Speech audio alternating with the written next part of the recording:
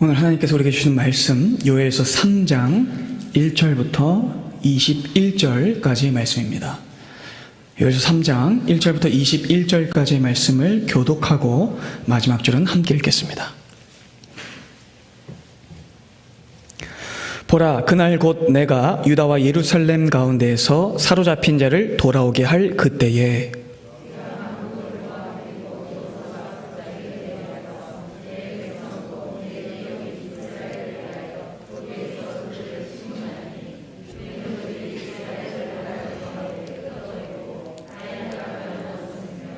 또 제비 뽑아 내 백성을 끌어가서 소년을 기생과 바꾸며 소녀를 술과 바꾸어 마셨음이니라.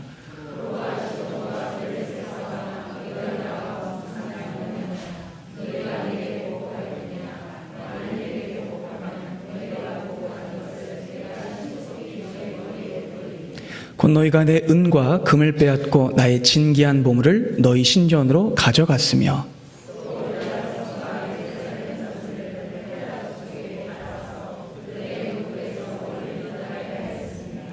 보라, 내가 그들을 너희가 팔아 이르게 한 곳에서 일으켜 나오게 하고 너희가 행한 것을 너희 머리에 돌려서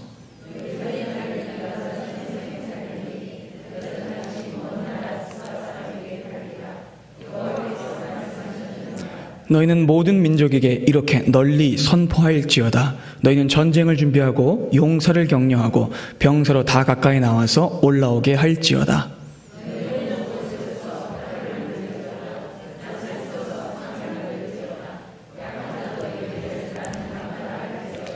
사면의 민족들아, 너희는 속히 와서 모일지어다. 여호와여, 주의 용사들로 그리로 내려오게 하옵소서.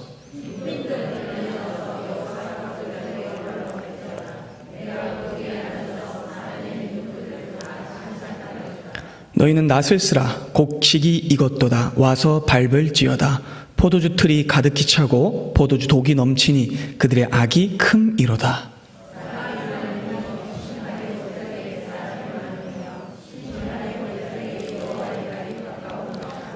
해와 달이 캄캄하며 별들이 그 빛을 거두도다.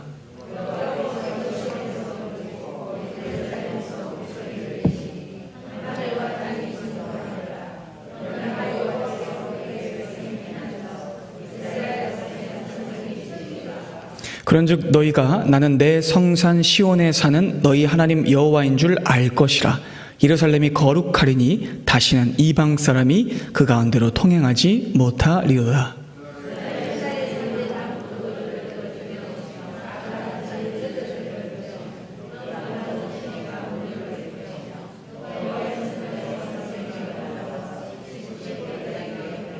그러나 애굽은 황무지가 되겠고 에돔은 황무한 들이 되리니 이는 그들이 유다 자손에게 포악을 행하여 무죄한 피를 그 땅에서 흘렸음이니라.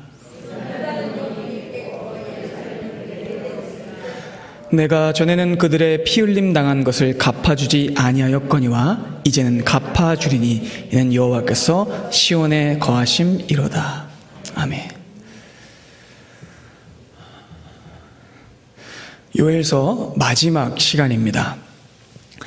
지난 시간을 정리해보면 1장에서 요엘 선지자는 메뚜기의 재앙을 통해서 더 큰 심판의 날이 다가오고 있다고 주의 백성들에게 경고했었습니다. 2장에서는 그 심판의 날이 오기 전에 옷이 아닌 마음을 찢고 돌이키라 하는 회개의 메시지를 전했습니다. 그리고 그 진정한 회개를 드릴 때에 하나님께서는 자기의 땅을 극진히 사랑하시어 그의 백성을 용서하시고 주님의 성령을 부어주실 것이라고 약속하셨습니다. 그리고 여러분, 오늘 본문인 이 3장에 이르러서 드디어 여호와의 날이 임합니다. 요엘서의 최종장인 이 3장은요, 선지서의 두 축이자 하나님의 통치의 두 기둥인 심판과 구원을 또 한 번 위엄 있게 선포합니다. 여호와의 날이 임했을 때 모든 사람은 두 길로 나뉘게 될 거예요. 두 결말로 갈리게 될 겁니다. 여호와께 피한 자는 구원을 얻겠지만 자기 산으로 피한 자는 심판당할 것입니다. 그날에 심판이 있을 것이며 그날에 구원이 있을 것입니다. 그리고 여러분, 이 심판의 기준은요, 여호와의 이름을 부르느냐에 달려 있었습니다. 즉 인간의 행위가 아니라 오직 믿느냐 믿지 않느냐, 그것이 심판과 구원을 가르는 유일한 기준이었습니다. 그리고 여러분, 오늘 본문인 이 3장은요 이 모든 말씀의 결말입니다. 그리하여 여러분, 선지서의 두 축이 다시 한번 반복되는데요, 전반부가 만국을 향한 심판이고 3장의 후반부가 믿는 자의 구원입니다. 1절을 여러분 함께 보시면, 처음 유다 백성들에게 내려졌던 심판이 거두어지고 이제 그 심판이 누구에게 전해지냐면 열방과 만국에게로 전환되고 확장됩니다. 하나님께서는 범죄한 자신의 백성들을 징계하기 위해서 이방 나라들을 심판의 도구로 잠시 사용하셨었어요. 하지만 그 모든 것들은 주의 백성이 진짜 심판을 피하게 하기 위해서였습니다. 그리고 마지막 때가 되면 하나님의 백성들은 진짜 심판을 피하게 되겠지만 도구 역할을 했던 이방 나라까지도 하나님께서는 모두 심판하고 징벌하실 것이라고 본문은 말씀합니다. 1절부터 2절 상반절을 함께 보겠습니다. 보라, 그날 곧 내가 유다와 예루살렘 가운데에 사로잡힌 자들을 돌아오게 할 그때에 내가 만국을 모아 데리고 여호사밧 골짜기에 내려가서 내 백성 곧 내 기업인 이스라엘을 위하여 거기에서 그들을 심문하리니. 여러분, 하나님의 심판이 임하는 그날은요, 가장 먼저 어떤 날이냐면 사로잡혀 갔었던 이스라엘 백성들이 돌아오게 되는 날이에요. 회복되는 날입니다. 그리고 그날에 하나님께서는 환난과 고통 중에 있었던 자기 백성들을 돌이키실 겁니다.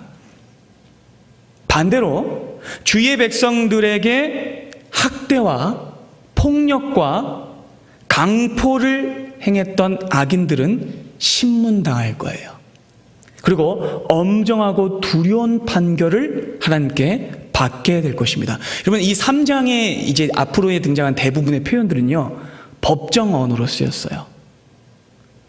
자, 법정 언어로 쓰인 이유는 하나님께서 온 세계의 심판관이 되신다는 사실을 강조하기 위해서입니다. 여러분, 이해가 되시죠? 자, 여러분, 하나님께서는 그날에 만국을 어디로 모으실 거냐면 여호사밧 골짜기라는 곳에 모으시고는 이제껏 이방 나라들이 저지른 악행을 하나님께서는 고소하시고 친히 고소장과 판결문을 낭독하시며 그들에게 징벌을 내리실 겁니다. 그리고 여러분, 그들의 죄악은요 분명하죠. 그렇다면 여러분, 가장 큰 그들의 죄목은 무엇일까요?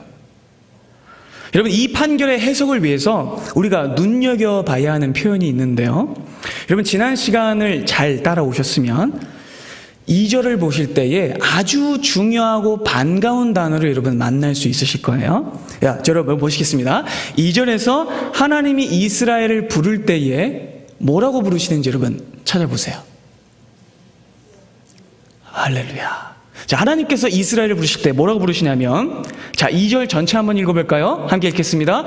내가 만국을 모아 데리고 여호사밧 골짜기에 내려가서 내 백성 곧 내 기업인 이스라엘을 위하여 거기에서 그들을 심문하리니, 이는 그들이 이스라엘을 나라들 가운데 흩어버리고 나의 땅을 나누었음이며. 자, 여러분, 여기서 하나님께서 이스라엘을 뭐라고 부르시냐면 내 백성, 내 기업, 그리고 그 땅은 뭐라고 부르시죠?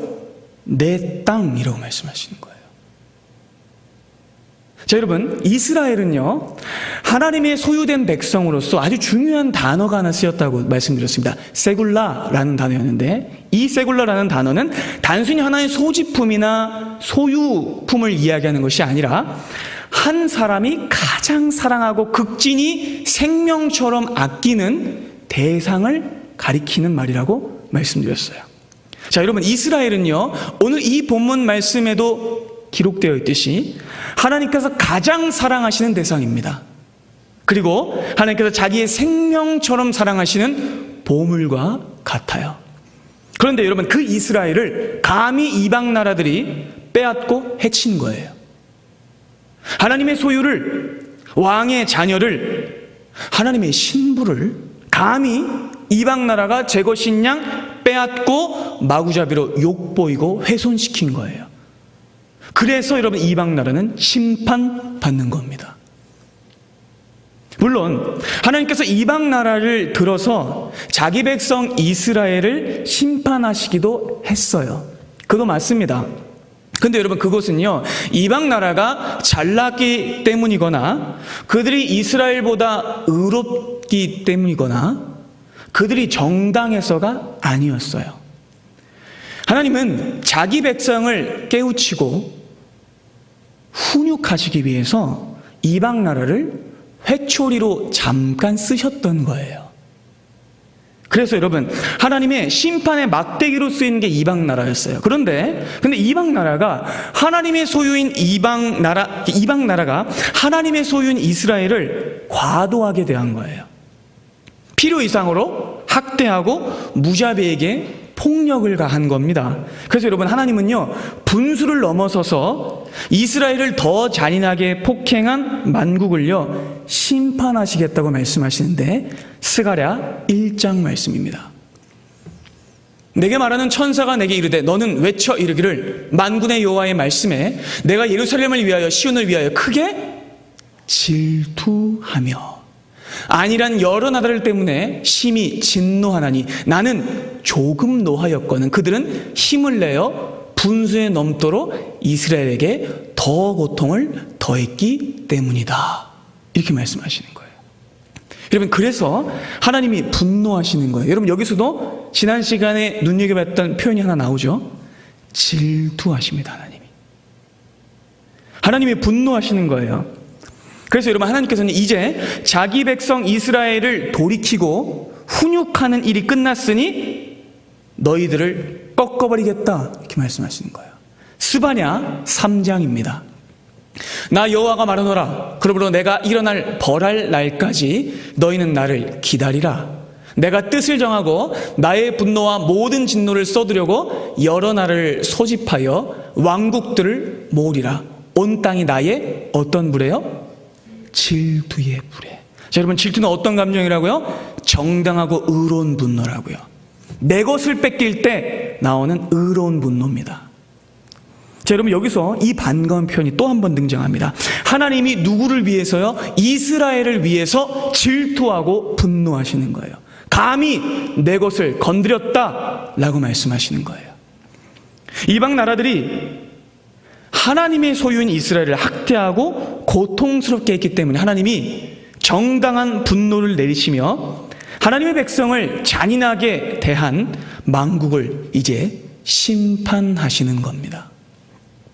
하나님의 소유를 제멋대로 괴롭힌 자들을 징계하시는 거죠. 그래서 하나님은 어떤 골짜기예요? 여호사밧 골짜기에 만국을 전부 다 불러 모으시는 겁니다. 본문에 등장하는 이 여호사밧 골짜기가 어딘지는요, 분명하지 않습니다. 여러분, 여호사밧 골짜기는요, 실제로 존재하는 지명이라기보다는 하나님께서 온 세상을 심판하실 것이라는 말씀을 강조하는 표현으로 해석해야 됩니다. 여호사밧이란 말은요, 여호와 사바스라는 말의 합성어로 여호와께서 심판하신다라는 뜻입니다. 골짜기 이름이 뭐라고요? 여호와께서 심판하신다.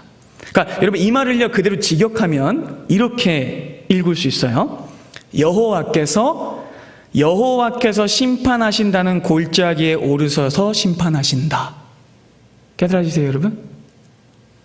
어디서 많이 들어본 문장 구조 아니에요?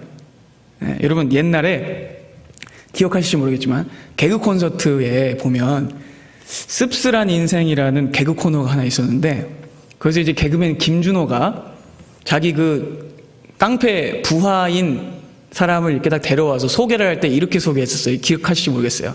우리 회사의 상무이사직을 맡고 있는 유상무 상무상이야. 기억나세요, 여러분? 이걸로 계속 말장난을 했던 개그 프로가 하나 있었어요. 그러니까 여러분, 비슷한 구조예요. 그러니까 여호사밧 골짜기에서 여호와께서 심판하신다라는 말은요, 같은 형식이에요.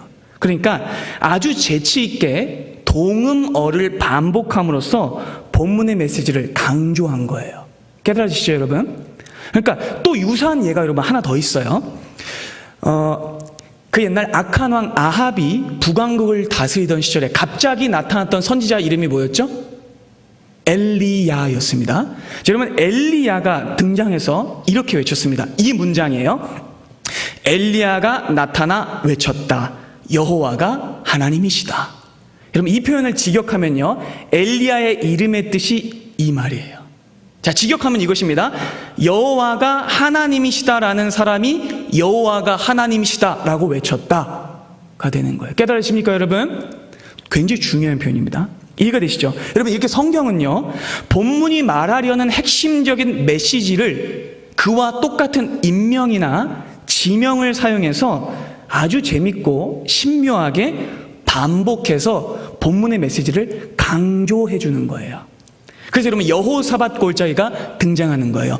여호와께서 심판하신다라는 골짜기에서 여호와께서 심판하신다라는 겁니다. 이것은 하나님만이 온 세상의 심판자이시다는 사실을 2번이나 반복 강조해 주는 겁니다. 자, 계속해서 2절 하반절부터 보겠습니다. 이는 그들이 이스라엘을 나라들 가운데 흩어버리고 나의 땅을 나누었음이며 또 제비 뽑아 내 백성을 끌어가서 소년을 기생과 바꾸며 소녀를 술과 바꾸어 마셨음이니라. 여러분, 하나님이 이방 사람들의 이 악한 행위에 진노하시는 거예요. 왜죠? 진짜 심판관이 누구이시기 때문에? 하나님이시기 때문에 그래요. 진짜 심판관은, 사바스는 오직 야훼 하나님이신데, 이방 나라들이 마치 자기들이 심판관 사바스인 것처럼 까부는 거예요. 세상의 주인이 되는 것처럼, 생명들의 주인인 것처럼 사람들을 팔아넘기고 생명들을 마구잡이로 학대하고 살인하는 겁니다. 그리고 그들의 잔인함과 교만함은요, 도를 넘었어요. 이스라엘 백성들을 흩어버렸고요, 하나님의 땅을 나누었으며 하나님의 백성들을요, 노예로 팔아넘겼어요. 심지어 여자아이들은 성노예로 팔았고, 남자아이들을 팔아가지고, 여자아이들을 팔아가지고 술값으로 술이나 퍼먹는 이런 악한 짓거리를 반복했습니다. 그래서 하나님은 진노하시는 거예요. 너희들이 심판관처럼 까부느냐? 아니다. 여호와만이 심판관이다 라고 말씀하시는 거예요. 자, 하나님은 그들이 행한 대로 보응하실 겁니다. 4절 보겠습니다. 두로와 시돈과 블레셋 사방아, 너희가 나와 무슨 상관이 있느냐? 너희가 감히 내게 보복하겠느냐? 만일 내게 보복하면 너희가 보복하는 것을 내가 신속히 너희 머리에 돌리리니. 이런 본문에 지금 언급되고 있는 특별히 두로와 시돈과 블레셋은요, 정말 악하게 행동했어요. 역사적으로 이스라엘을 반복적으로 괴롭히고 포악하게 잔인하게 괴롭혔던 적국입니다. 그들은 천인공노할 짓을 반복했었죠. 그래서 하나님께서 마침내 심판관의 옷을 입으시고 이렇게 말씀하시는 거예요. 내가 너희에게 심은 대로 갚아줄 것이다. 내가 너희를 팔아버릴 것이다. 내가 너희를 노예로 만들어버릴 것이다. 너희가 행한 대로 갚을 것이다. 이렇게 말씀하시는 거예요. 그래서 여러분, 온 세상을 공의로 심판하시는 사밧 야훼 하나님은 지금 만국의 죄악을요, 크게 3가지로 규정하신대요. 첫째, 만국이 이스라엘 백성에게 과도한 해를 가했어요. 둘째로, 만국이 하나님의 재산인 가나안 땅에 손해를 입혔습니다. 셋째, 하나님의 소유인 이스라엘 백성들을 노예로 팔았습니다.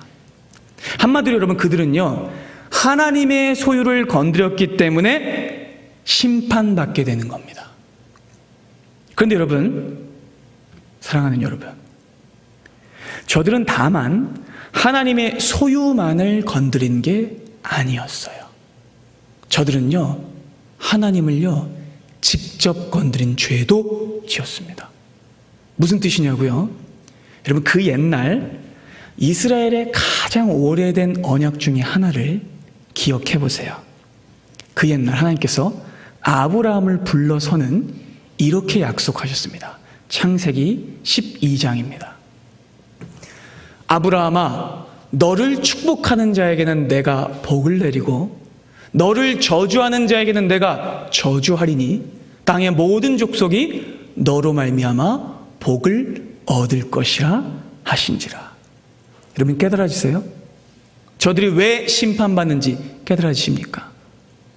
하나님이 이방 나라들에게 진노하시는 더 깊은 이유입니다. 여러분, 그들의 죄는요, 다만 하나님의 소유를 건드렸는 것에 있지 않았어요. 여러분, 이 약속에 의하면 이방 나라는요, 하나님을 직접 공격한 겁니다. 우리 주 예수님께서도 여러분 이렇게 말씀하셨어요. 요한복음 15장입니다. 세상이 너희를 미워하면 너희보다 먼저 누구를 미워한다고요? 예수님을 미워한다고요. 계속 봅니다. 너희가 세상에 속하였으면 세상이 자기 것을 사랑할 것이지만 너희는 세상에 속한 자가 아니요 도리어 내가 너희를 세상에서 택하였기 때문에 세상이 너희를 미워하느니라. 그러니까 여러분, 하나님의 백성을 미워하는 것은 곧 누구를 미워하는 겁니까? 하나님을 미워하는 겁니다. 계속해서 마태복음 25장입니다. 임금이 대답하여 이르시되 내가 진실로 너에게 이르노니 너희가 여기 내 형제 중에 지극히 작은 자 하나에게 한 것이 곧 내게 한 것이니라. 여러분, 예수님의 이 말씀대로 하면 교회를 업신여기고 성도를 학대한 것은 곧 하나님을 업신여기고 학대한 것입니다. 깨달으십니까 여러분? 그러니 하나님께서는 다만 자기의 소유를 건드렸다는 것으로 분노하시는 것이 아니라 나를 건드렸다라고 분노하시는 거예요. 그래서 이방 나라를 징벌하시는 겁니다. 사랑하는 여러분, 그러니 우리가 세상에서 복수할 필요가 없는 것이죠. 아멘이십니까 여러분? 우리를 모욕하는 것이 곧 누구를 모욕하는 거예요? 하나님을 모욕하는 겁니다. 그러니까 여러분, 때가 되면 하나님께서 그 모든 불의와 모욕의 죄값을 그들에게 직접 물으실 거예요. 그러니 여러분, 우리가 화낼 필요가 없는 거예요. 하나님이 그때에 다 갚아주실 겁니다. 여러분, 그 옛날 애굽이 심판받아 망한 이유도 이 때문입니다. 그들은요, 하나님의 백성을 노예로 부렸어요. 무슨 뜻입니까? 그들이 하나님을 노예처럼 부린 겁니다. 그래서 여러분, 그들은 심판당한 것이죠. 또한 여러분, 북이스라엘과 남유다를 멸망시킨 아수르와 바벨론도 얼마 못 가 망했어요. 심지어 바벨론이라는 나라는요, 이스라엘이 70년 동안 잡혀갔다가 왔죠. 바벨론이 70년 동안만 흥하다가 망했어요. 놀랍지 않습니까 여러분?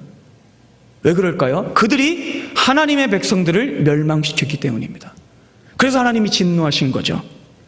뿐만 아니라 여러분, 우리가 지난 시간에 살펴봤던 오바댜서에서 에돔이 멸망한 이유가 무엇입니까? 하나님의 백성을 무시하고 학대했기 때문입니다. 주의 백성을 업신여긴 자는 하나님을 업신여긴 자입니다. 그러니 하나님께서 그들 모두를 심판하실 겁니다. 그러니 사랑하는 여러분, 신앙의 박해를 받을 때 두려워하지 마십시오. 분해하지 마십시오. 화내지 마십시오. 하나님이 자기의 명예를 위해서 여러분들이 받은 그 모욕을 다 갚아주실 겁니다. 여러분들이 나서지 마십시오. 자신의 모욕은, 자식의 모욕은 아버지의 모욕입니다. 하나님이 여러분들의 모욕과 수치를 그날에 다 갚아주실 줄로 믿습니다. 하나님은 패역한 이방 나라에게 계속해서 이렇게 외치시는 거죠. 본문 9절부터 12절입니다. 너희는 모든 민족에게 이렇게 널리 선포할지어다. 이방 나라들아, 전쟁을 준비하고 용서를 격려하고 병사를 가까이 나와서 올라오게 하여라. 너희는 보습을 쳐서 칼을 만들지어다. 낫을 쳐서 창을 만들지어다. 약한 자도 이르기를 나는 강하다 할지어다. 사면의 민족들아 너희는 속히 올라와서 모일지어다. 여호와여 주의 용사들로 그리로 내려오게 하옵소서. 민족들은 일어나서 여호사밧 골짜기로 올라올지어다. 내가 거기에 앉아서 사면의 민족들을 다 심판하리로다.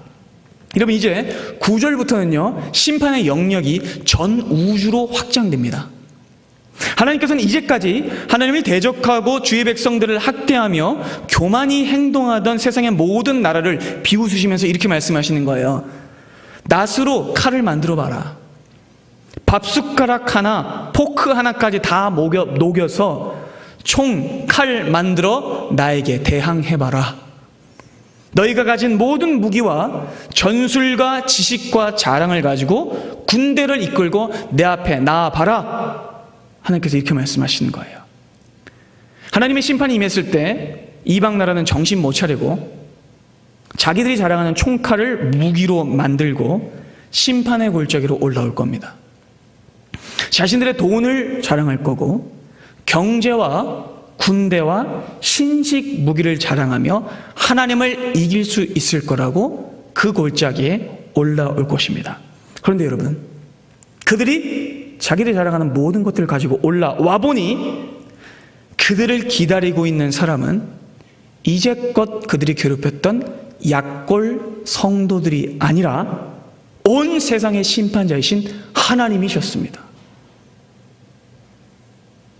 그리고 눈 깜빡할 사이에 그들은 완전히 벌거벗겨져서 하나님의 심판대 앞에서 사형 선고를 받게 되는 겁니다.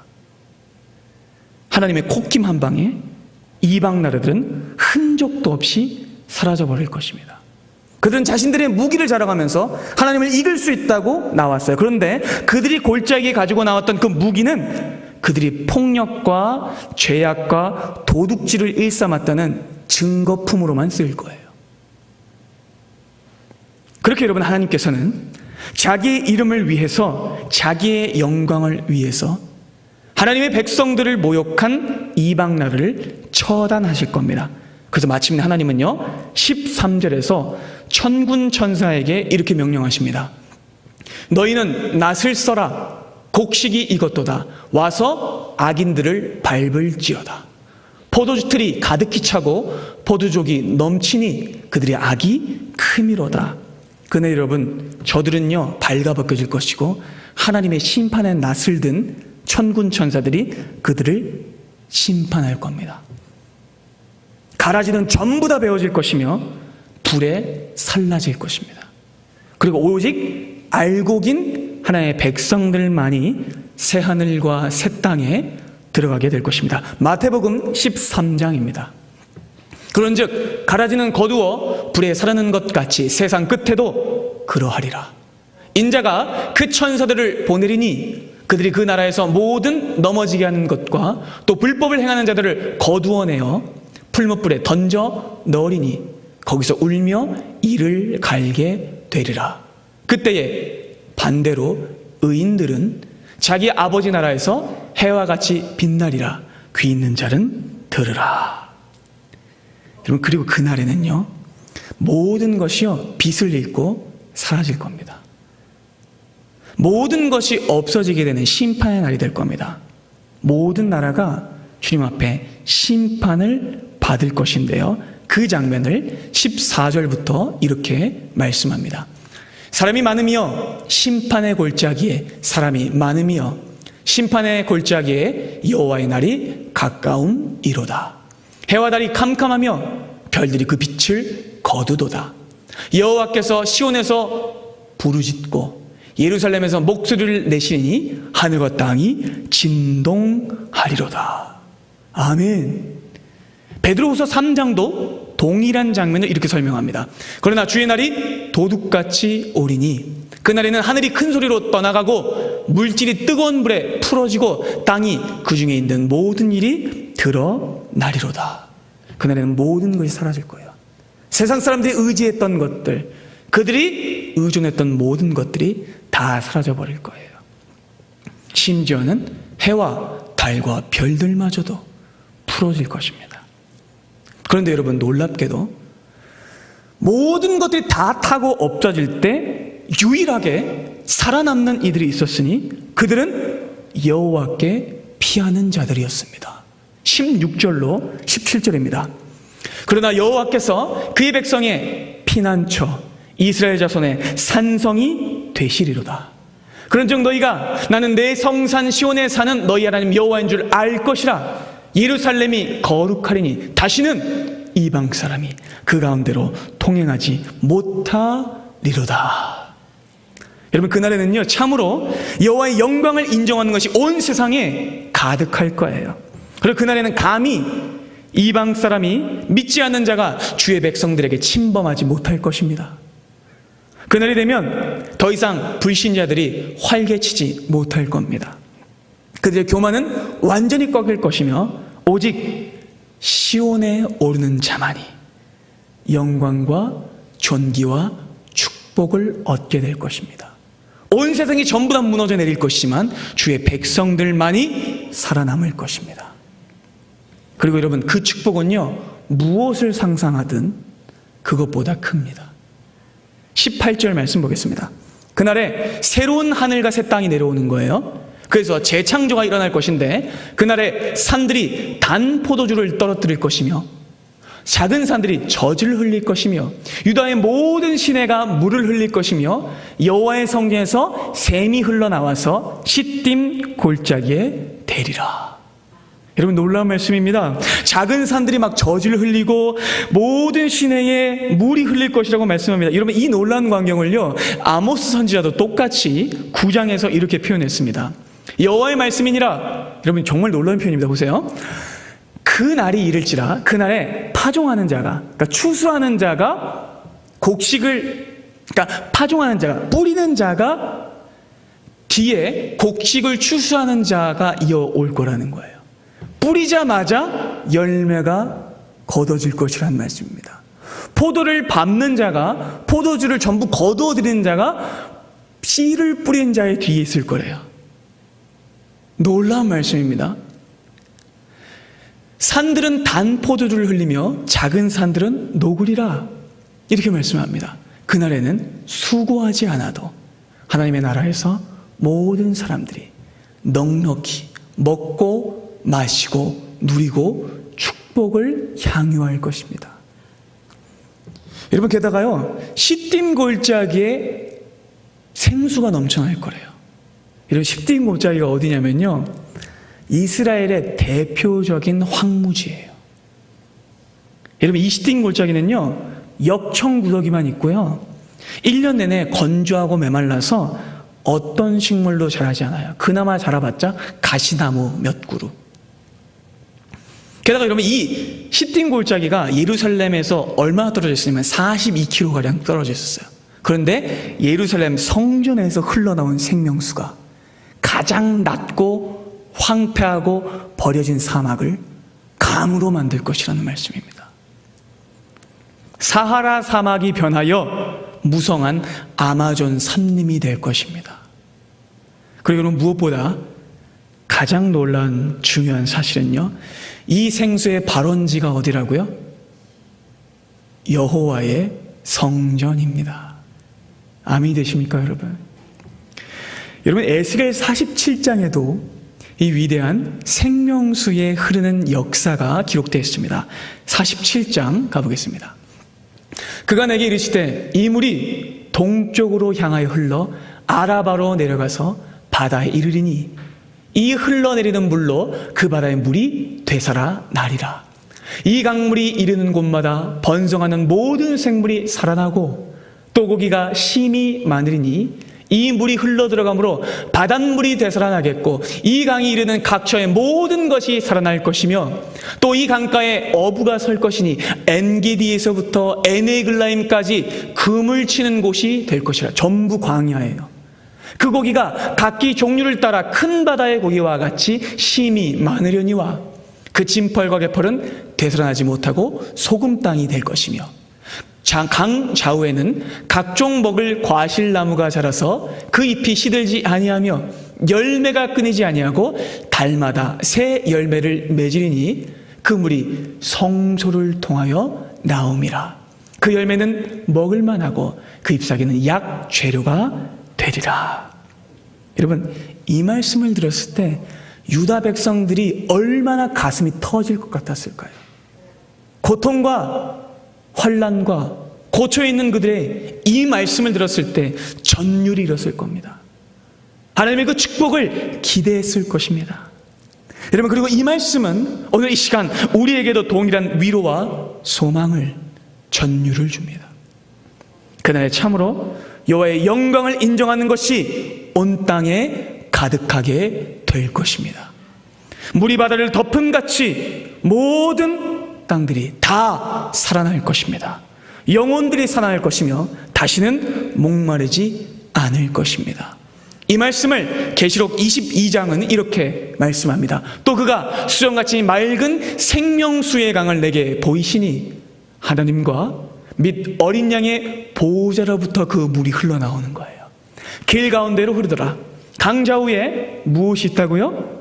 잃어버렸던 생명나무가 있어요. 그리고 12가지 열매를 맺되 달마다 그 열매를 맺고 그 나무 잎사귀들은 만국을 치료하기 위하여 있더라. 아멘. 그 보호자로부터 물이 흘러나와 생명나무가 있고 강들이 흘러날 거예요. 여러분, 이 장면을 볼 때에 혹시 떠오르는 장면 없으세요? 흘러나오는 강과 생명나무가 있던 곳. 태초에 에덴에서 발원한 4개의 강이 떠오르지 않으세요, 여러분? 창세기 2장 10절입니다. 강이 어디로부터 흘러나와요? 에덴에서부터. 하나님의 보호자로부터 흘러나옵니다. 동산을 적시고 거기로부터 갈라져 4근원이었으니 강은 유브라 되더라.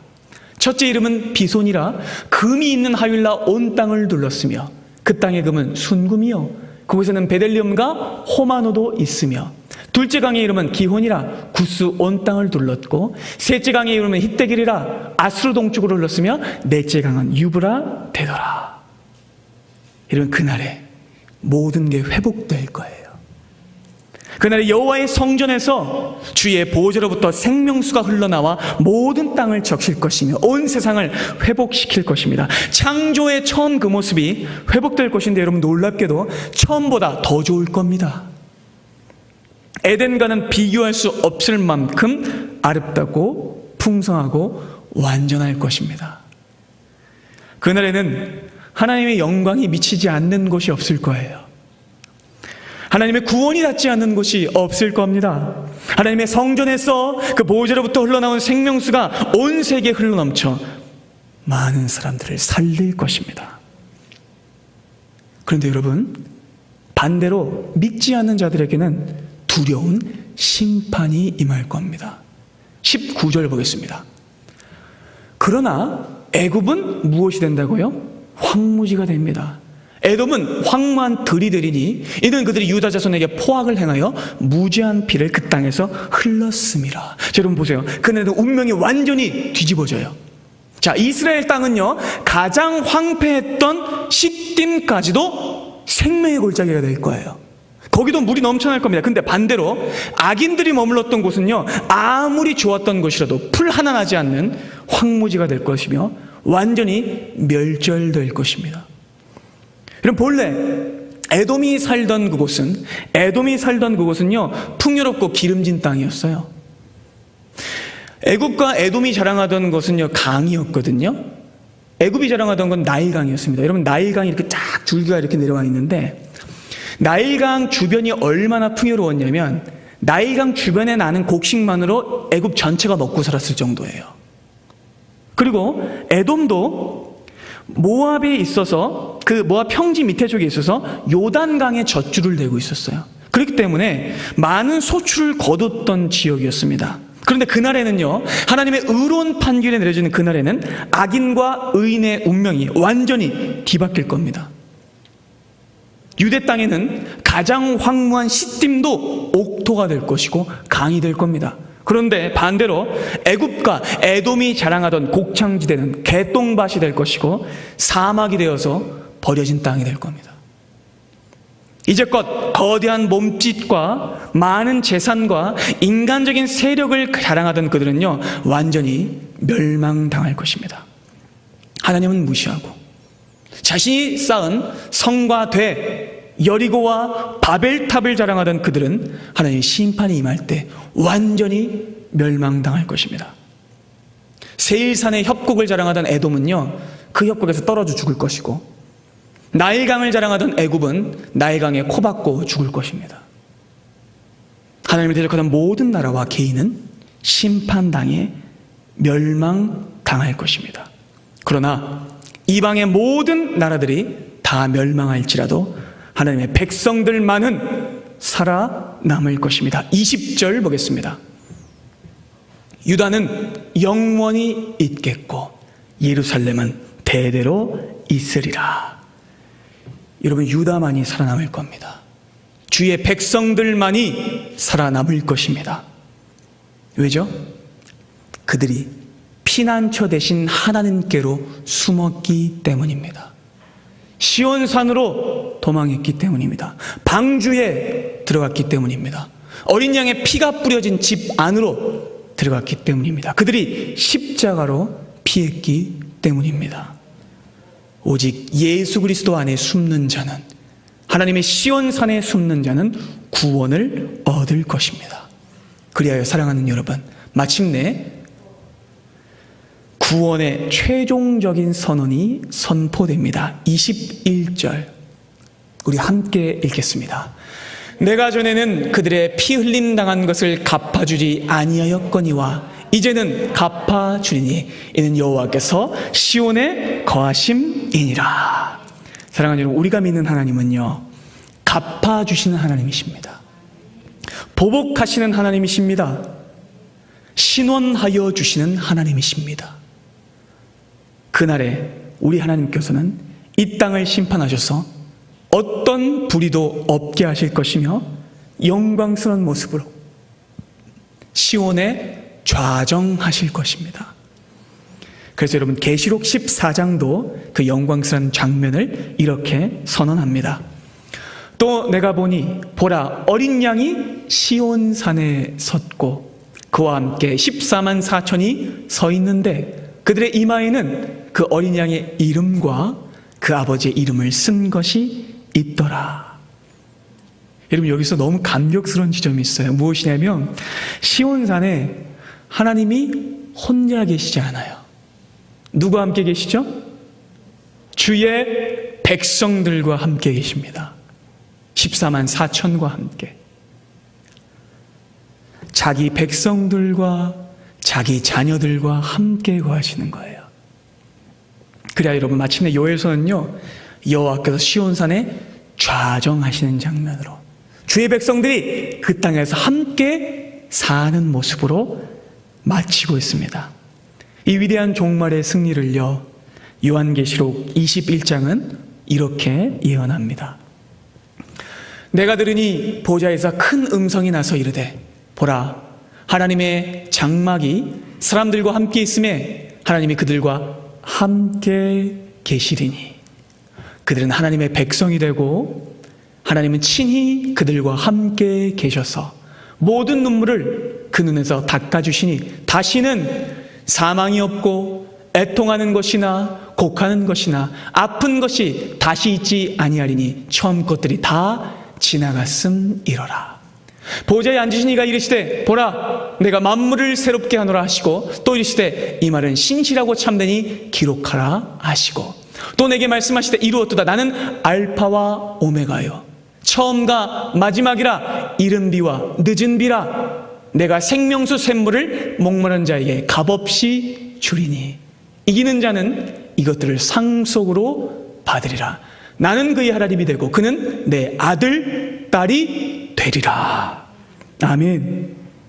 사랑하는 여러분, 이 놀라운 생수의 흐름이 요엘서에도 흐르고 있습니다. 이 영광스러운 결말이 요엘서에 기록되어 있습니다. 그리고 이 구원의 날이 우리의 눈에 분명히 보입니다. 사랑하는 여러분, 이 요엘서의 말씀이 이 말세를 사는 여러분들에게 진정한 위로와 힘과 소망이 되기를 원합니다.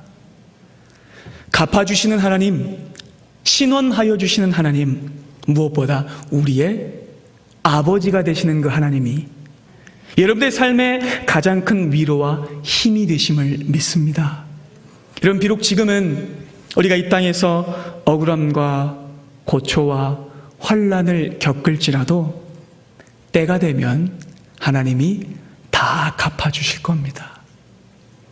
하나님이 우리의 고통을 신원하여 주실 것이며 우리 눈의 눈물을 닦아주실 것이며 그 환난과는 비교할 수 없는 영광을 입히실 겁니다. 그럼 만약에 우리가 살아가는 이 세상이 우리 삶의 전부라면 우리는 좌절할 수밖에 없어요. 그러나 여러분, 요엘서는 분명히 선언하고 있습니다.